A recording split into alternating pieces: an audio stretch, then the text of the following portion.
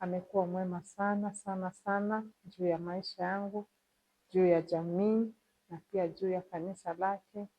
Ninashukuru Mungu kwa ajili ya hiyo, na asubuhi ya leo ninanyenyekea mbele zake kwa sababu ninajua ni kwa neema. Vile mchungaji amesema ya kwamba kuja katika nyumba ya Bwana usiku huu si kwa ajili ati yani mtu amejikaza sana, ni neema tu Mungu ameachilia. Na wakati Mungu anapoachilia neema, basi tukaweze kuitumia. Bwana Yesu asifiwe sana, kwa sababu kunako wengine wanatamani lakini hawajapata ufunuo. Unajua neema ni ufunuo. Bwana Yesu asifiwe sana. Hawana ule ufunuo, hawajui umuhimu wa kuwa karibu na Mungu. Hawajui umuhimu wa kujisacrifice. Bwana Yesu asifiwe sana. Kwa hiyo sasa sisi Mungu ametufungua akili, akatufungua na macho, tukajua ya kwamba kuwa karibu na Mungu kuna faida nyingi. Bwana Yesu asifiwe sana. Na ni huo ni ufunuo ambao ni neema ambayo Mungu ameachilia juu ya maisha yetu asubuhi ya leo. Bwana Yesu asifiwe. Ningependa kuongea kidogo tu kuhusu kukaa karibu na Mungu. Kukaa karibu na Mungu kuna faida nyingi za kiroho, kihisia, kijamii na hata kimwili. Bwana Yesu asifiwe sana. Kunako faida nyingi wakati tunapokaa karibu na Mungu. Kuja katika kesha hii ina maana ya kwamba tuko karibu na Mungu, yani tunampenda Mungu. Bwana Yesu asifiwe sana. Na kunazo hizo faida ambazo tunapokea sisi kama wateule ambao tumepata hiyo ufunuo, ambao tumepata hiyo neema ya kuwa karibu na Mungu. Kunazo faida juu ya maisha yetu. Bwana Yesu asifiwe sana. Acha niongelee faida ya kwanza. Faida ya kwanza ni amani ya moyo. Bwana Yesu asifiwe sana. Yes, unakuwa na amani ya moyo wakati unapokuwa karibu na Mungu. Wakati unapokuwa unaomba Mungu, wakati yani ukikuja kwa mfano kwa ajili yani kazi yoyote ambayo unafanya ya kiungu, Mungu anaachilia amani. Kuwa karibu na Mungu kunaleta utulivu wa ndani hata katikati ya matatizo. Katikati ya matatizo tunapomtegemea Mungu tunakuwa na uhakika kwamba hatuko peke yetu. Bwana Yesu asifiwe. Yes, tunakuwa yani katikati ya matatizo, katikati ya shida ambazo ni za dunia hii. Bado hata kama tunaona changamoto zile mbalimbali za kijamii, za kikanisa, za mji, bado tunakuwa na amani ya Mungu kwa sababu tuko karibu na Mungu. Bwana Yesu asifiwe sana. So kuna umuhimu sana wa kuwa karibu na Mungu wetu. Manake katika Wafilipi mlango wa 4 mstari wa 7 inasema ya kwamba, Wafilipi mlango wa 4 tunaongelea kuhusu amani. Mungu anaachilia amani kwa wale ambao wako karibu na yeye. Kila wakati unakuwa na amani ya kiungu ndani ya maisha yako. Haijalishi unapitia mapito gani, haijalishi unapitia katika hali nzito za aina gani, lakini unapata ya kwamba mtu ako tu na ile amani ya Mungu. Bwana Yesu asifiwe sana. Katika Philippians chapter 4 verse 7 inasema, na amani ya Mungu ipitayo akili zote itawahifadhi mioyo yenu na nia zenu katika Kristo Yesu. Bwana Yesu asifiwe. Amani ipitayo akili zote, amani ipitayo ufahamu wa kibinadamu itakuwa ndani ya maisha yetu. Kwa hiyo kukuja katika kesha kuna ule ukaribu ambao uko nao na Mungu. Mungu anaachilia amani ambayo imepita ufahamu za binadamu zote. Amani ndani ya mtu, na ndiyo kitu ya muhimu zaidi. Bwana Yesu asifiwe. Amani ndani ya mwanadamu Mtu anaweza kuwa yuko na pesa, yuko na kila kitu katika dunia, lakini akikosa amani anakuwa frustrated. Bwana Yesu asifiwe sana. Anakuwa stressed, anakuwa na shida. Lakini sisi ambao tunakuwa na ukaribu na Mungu, basi tunapata amani. Bwana Yesu asifiwe sana. Kwanza tunapoingia katika nyumba ya Bwana, Mungu anaachilia amani yake ya kipekee.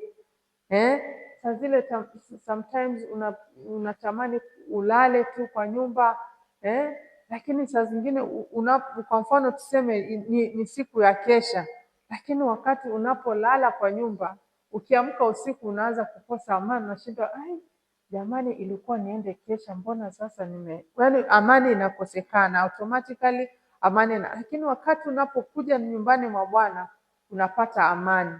Bwana Yesu asifiwe sana. Halafu ingine ni hekima, unapata hekima.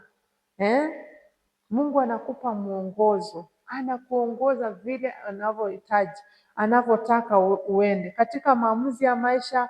Unapomkaribia, una nafasi ya kupokea hekima ya kiungu kupitia maandiko, kupitia Roho Mtakatifu. Bwana Yesu asifiwe sana.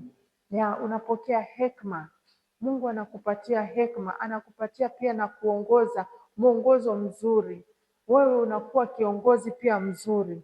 Bwana Yesu asifiwe sana. Wakati unapofanya nini? Unapokuwa karibu na Mungu.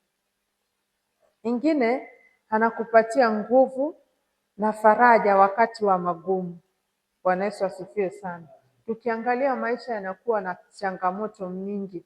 Maisha yako na changamoto mingi, lakini yeye Mungu wakati unapokuwa karibu na yeye, anakupatia ile faraja, anakupatia nguvu. Manake anasema ya kwamba Bwana yu karibu na waliovunjika moyo na waliopondeka roho. Hiyo yuko katika Zaburi 34:18. Bwana anakuwa karibu na wale ambao wamevunjika moyo na wale ambao wamepondeka roho. Bwana Yesu asifiwe sana. Unaweza tafuta msaada kwa mwanadamu. Unaweza kuwa labda uko na shida inakusumbua, uko na matatizo ambayo yanakukumba ndani ya moyo, lakini unafikiria kwamba acha nikaweze kumpigia labda dadangu, ataweza nisaidia, ataweza nipatia neno la faraja. Lakini ukapata siku nyingine ya kwamba anakosa hata kukuambia chochote, ama yeye mwenyewe yake anamkumba, yeye mwenyewe ako na shida zake. So wewe unapomwambia zile shida zako unakosa msaada, yaani unakosa kufarijiwa. Lakini wakati unapokimbia kwa Bwana, unapokuwa karibu na Bwana, unapomwambia zile shida ambazo uko nazo, yeye anakufariji, anakukumbatia, anakusaidia, anakuelekeza katika mwelekeo mwingine kwa ajili ya utukufu wake. Bwana Yesu asifiwe sana. Kwa sababu mwanadamu hawezi akakusaidia. Bwana Yesu asifiwe. Na pia inakupa ulinzi dhidi ya maovu. Wakati unapokuwa karibu na Bwana, huwezi fikiria kufanya maovu, huwezi fikiria kutenda, manake amekuwa rafiki yako wa karibu. Huwezi fikiria kumkosea. Ni kama vile unavyokuwa na rafiki wa karibu. Yaani hata kama ukiona kwamba mmekosana unasikia vibaya sana, lakini wakati unapokuwa karibu na Mungu anakupa ulinzi dhidi ya maovu. Yaani hautafanya maovu, unakuwa uko kabisa, yaani hutaki kumkosea Mungu. Bwana Yesu asifiwe sana. Hutaki kutenda maovu, hutaki kuongea vibaya, hutaki kufanya mambo ambayo hayastahili mbele za Bwana. Unataka kuwa msafi kila wakati. Kwa hiyo tunapokuwa karibu na Mungu, kuna mambo mengi tunaepuka sana. Uovu tunauepuka. Haikui rahisi uovu kukaribia kwa sababu tuko karibu na Bwana. Tuko karibu na Yesu. Kama ni kuomba tunaomba, kama ni kusoma neno la Mungu tunasoma neno la Mungu, tunaitisha ushauri kutoka kwake. Basi unapata ya kwamba uovu hautakuwa karibu, yaani ulinzi, unakuwa na ulinzi ambao hauwezi fikia ule uovu. Bwana Yesu asifiwe sana. Kwa hiyo tuwe karibu na Bwana, tuendelee kuwa karibu na Bwana, na wakati tunapokuja, yani tusikate tamaa. Bwana Yesu asifiwe sana. Nilikuwa ninasoma pale ambapo Yakobo wakati alikuwa anapigana mwereka na yule malaika, alikuwa hataki kushindwa. Yani yule Yakobo alikuwa ameng'ang'ana akijua ya kwamba hapa ndipo nitapata baraka zangu. Bwana Yesu asifiwe sana. Hakuweza kumwachilia yule malaika kwa urahisi. Malaika alikuwa anamwambia kumepambazuka, hebu niachilie. Lakini Yakobo aling'ang'ana vile vile, akasema hataki kumwachilia mpaka Mungu akaweze kumbariki. Bwana Yesu asifiwe sana. Na Mungu aliweza kumbariki, na sisi tuweze kushikilia. Bwana Yesu asifiwe sana. Tushikilie, tuendelee kuja kwa kesha, tusikate tamaa, tusichoke, tuendelee kuomba hadi tutakapoona baraka za Mungu juu ya jamii zetu, baraka za Mungu juu ya maisha yetu. Bwana Yesu asifiwe sana. Yeye alisema ya kwamba sitoki hapa, sitatoka. Bwana Yesu asifiwe sana. Usitoke kwa maombi mpaka uone jamii yako imefunguliwa. Usitoke kwa maombi mpaka uone kanisa la Bwana limeimarika. Usitoke kwa maombi mpaka tuone yani Mungu ameweza kufungua nini? Watu wake. Kwa hivyo tutadumu katika maombi. Bwana Yesu asifiwe sana. Tutadumu hapo hadi tufanye nini? Tuone baraka za kiungu katika mji, tuone baraka za kiungu kwa kanisa la Bwana. Hapo sasa inabidi ya kwamba tuendelee kuomba, tusikate tamaa. Bwana Yesu asifiwe. Amen. Wakati huu ni wakati wa mahitaji. Ni wakati wa mahitaji, tunaenda kuombea mahitaji, na tumeona mahitaji mengi Mungu